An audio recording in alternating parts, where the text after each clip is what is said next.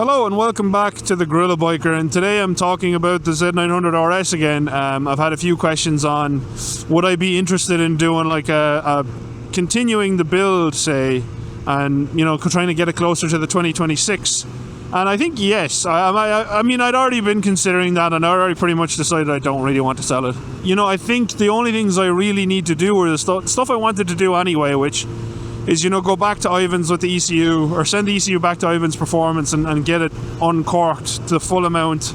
You know, raise that rev limiter, get the extra horsepower out of it, do the airbox mod and all that. So I think I'm going to go ahead and do that, and then I'm also going to get a Translogic quickshifter. I should have saved enough from Patreon and YouTube to do that soon.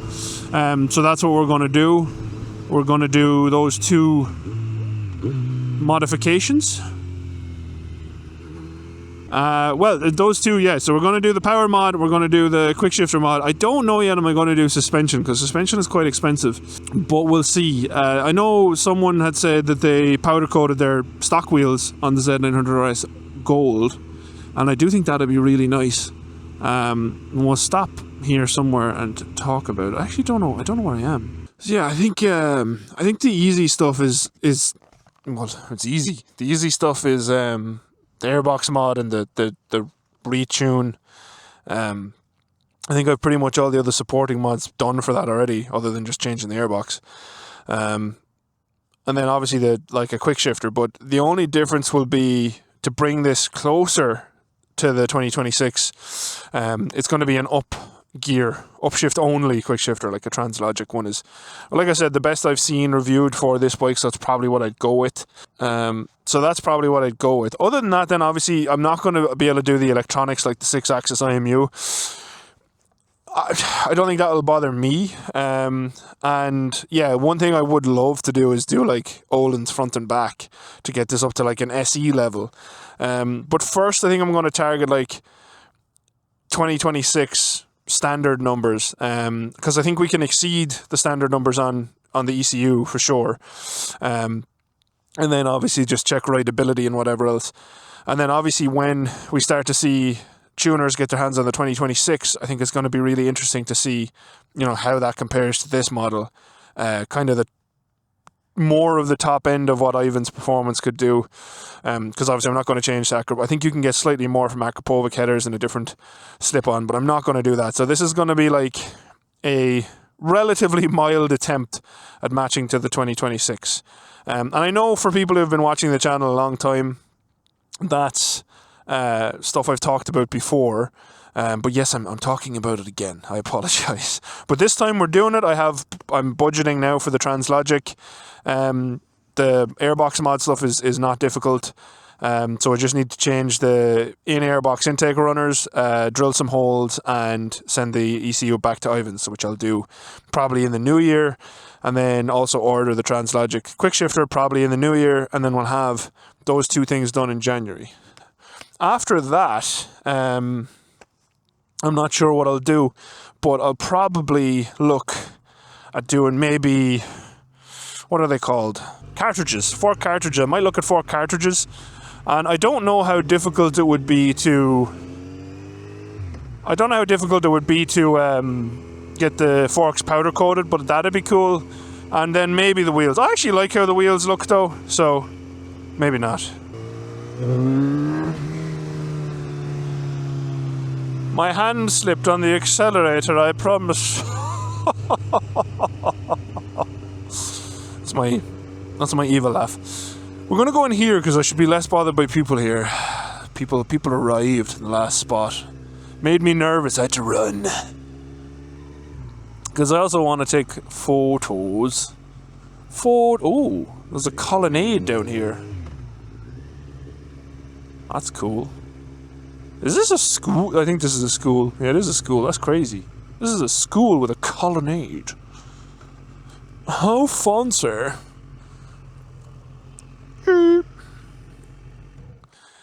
Anyway, before we were rudely interrupted by other human beings just out walking on the road, how dare they? Yeah, so those are change decks that I know I've talked about them before, so I won't go too into it. But the suspension is going to be a much more expensive enterprise. That the rear shock to respring it, I only spent I think $150 plus the collars. So this is from Race Tech, this is from Race Tech, and then there's also a little collar underneath here that's from Race Tech to keep the spring centered and everything else. I think it was less than 200 anyway for all that stuff, and then I fitted that myself, and then obviously just Race Tech springs in the front and fresh oil. I didn't even do the seals that time. So again, that's been it was relatively cheap for like suspension upgrades.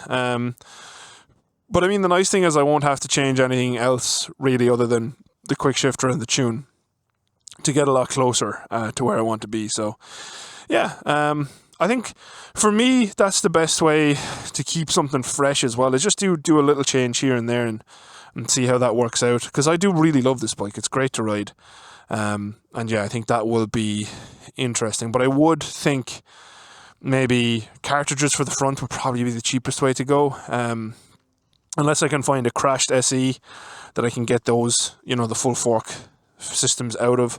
And then obviously the shock might be more difficult as well. But if you have somewhere that you think I can grab those from, do please let me know. Let's jump back on the road, and then I think I also want to discuss, because I made a lot of changes to this bike, but I honestly haven't used it like that much. For I've done the couple of track days on it. I haven't really ever toured on it, so I think, yeah, let's jump back and talk about the tests. So yeah, what I want to do to kind of test the changes, and honestly, I would love if anyone who watches actually buys a 2026, and if you live in or near North Carolina, please let me know, because what I want to do is I'll do another track day when I make those changes, and compare them to what I previously did, and then also I would like to do like the back of the Dragon, because I haven't ridden the back of the Dragon yet. I've done the tail of the Dragon, but I'd like to do the back of the Dragon.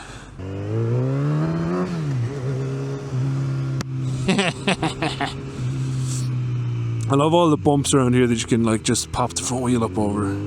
Just a little baby power wheelie.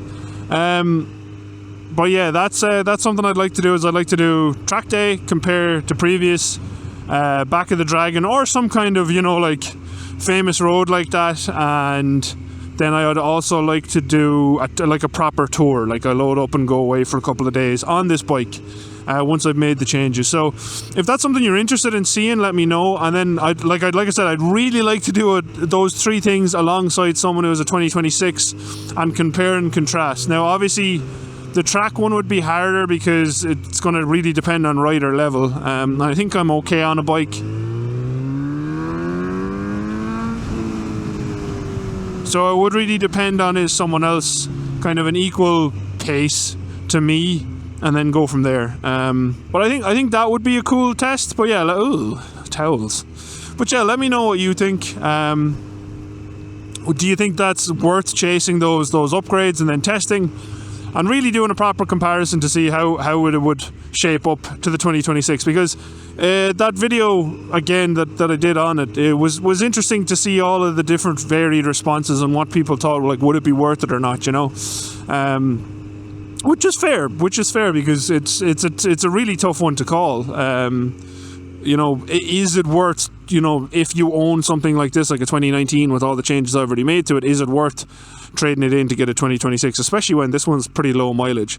And I do think that's the question I'm trying to answer. Like, are the differences different enough that it makes it worthwhile? Because like I said, for me, I'm not going to change, and I don't have a desire to change. I think for me, I'd rather just upgrade this one and see how different it is to the newer one, especially with those engine changes they've made on the newer one. But yeah, that's it. Let me know what you think. If you watched, thank you very much for watching. As always, a very special thank you to all of my patrons. I do appreciate your support, and until next time, leave me a comment, let me know what you think. Adios. Outro crew. I like riding this bike. I think I'm more comfortable on it now than I used to be too. I think it just keeps getting better. I don't know. Let me know what you think. Do you like seeing this bike, Outro crew? And if you don't already own one, because I know a few of you do, would you like to own one? Let me know.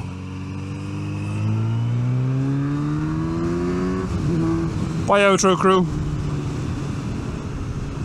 Yee.